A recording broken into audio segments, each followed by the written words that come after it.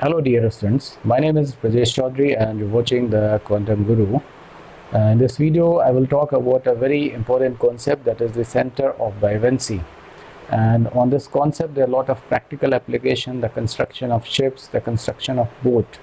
So what is the center of buoyancy? We've already learned what the buoyant force. Buoyant force is the vector sum of all forces that is acted on the body surrounded by fluid by virtue of pressure. So the center of buoyancy is nothing but the point of application of the buoyant force. So the center of buoyancy is the point at which the buoyant force act. So where does the center of buoyancy act? Suppose a body is submerged, it could be partially or fully inside a liquid. So suppose this is the submerged part, this is the submerged part.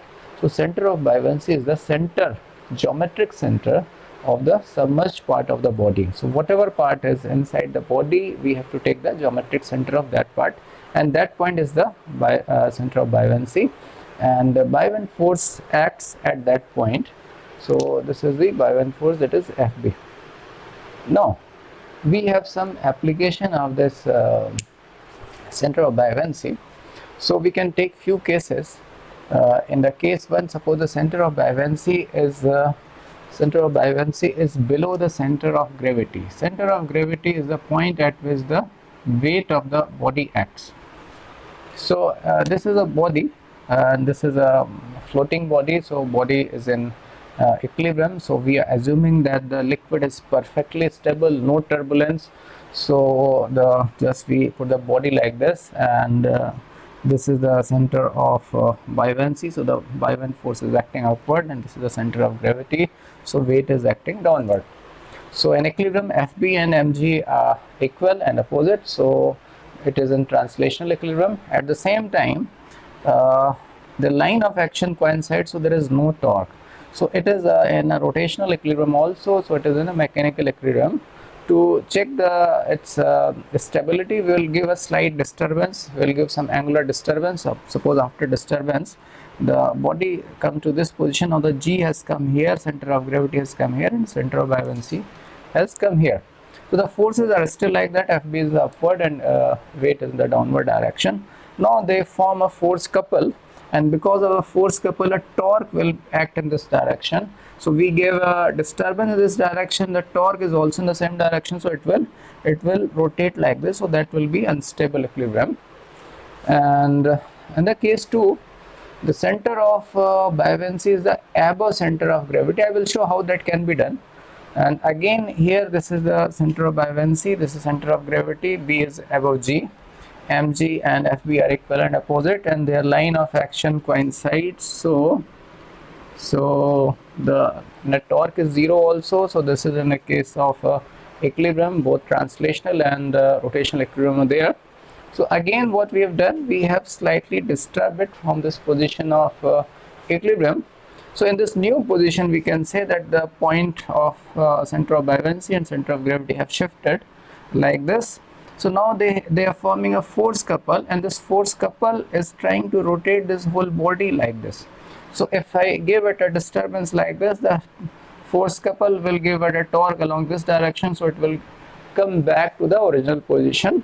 So this is a stable equilibrium. This is what happens in the case of ships or in case of boats. The center of gravity is usually below the center of buoyancy. So how that can be done, I will show you after this. And then there is a case in which center of gravity and center of buoyancy coincide. So again here it is in both translational equilibrium as well as rotational equilibrium. If I give it a slight disturbance, so in the new position still mg and Fb are acting on the same point. So translational equilibrium was already there, but because there is no gap between the line of action, so there is no torque also here. So even after disturbing, this body will remain in this state of equilibrium. So that is a neutral equilibrium. This is hard to find because when we just disturb it, the location of the center of buoyancy will change slight. So practically it is hard to find, but theoretically, if center of gravity is always at the point of center of buoyancy, So the body will always remain in the case of neutral equilibrium. This will happen when the body is of the same density as that of the liquid, and the body is totally. So now that we have learned what the center of buoyancy is and what its role in determining the stability of floating object, it's time to experimentally verify the thing, and that's the best way to learn physics. So for this experimental verification, I have this small tub and a floating object. So this is the very light of this plastic bottle, and if I just put it like this and release it, so right now uh, this much part I am just putting a very little force, so you can see this much part is inside the liquid. So its center of buoyancy is the middle of this, so center of buoyancy is somewhere here, and center of gravity somewhere here. It is much higher than the center of buoyancy. So if I release it, so there will be disturbing torque, and that will topple it. So let's see. Yes, it topples. So I do not need to give a disturbance. There is already a little disturbance taking place on this water, so it will fall off its own. So wherever I will release, in whatever position I will release, it will just topple and it will sink to the water like this. Now I want this body to be continuously floating. And I want this to be in a stable equilibrium, and for that thing to happen, the center of gravity must be below center of buoyancy. So I want to lower the center of gravity, and to do this, I want to put some iron nails here, and iron has a very large density compared to the density of this plastic bottle. So I am putting all the iron nails into this, and so iron nails are well into it, and this body has a very negligible mass compared to the mass of these iron nails. So the center of gravity of this whole body should be somewhere here. And if now the center of buoyancy is above this thing, or center of gravity is below that thing, so that should float. So let's see. Yeah, it is floating perfectly. It's floating perfectly. If I give it some disturbance like this, it will come back to. So because of the disturbance, a torque is created. The torque is a restoring torque. So the body will come back to the equilibrium position, and in whatever direction you give, it will come back to the equilibrium position. So that is the stable equilibrium, and this is what happens in case of ships. And if we look here, so now this much part is inside this much part was inside the liquid.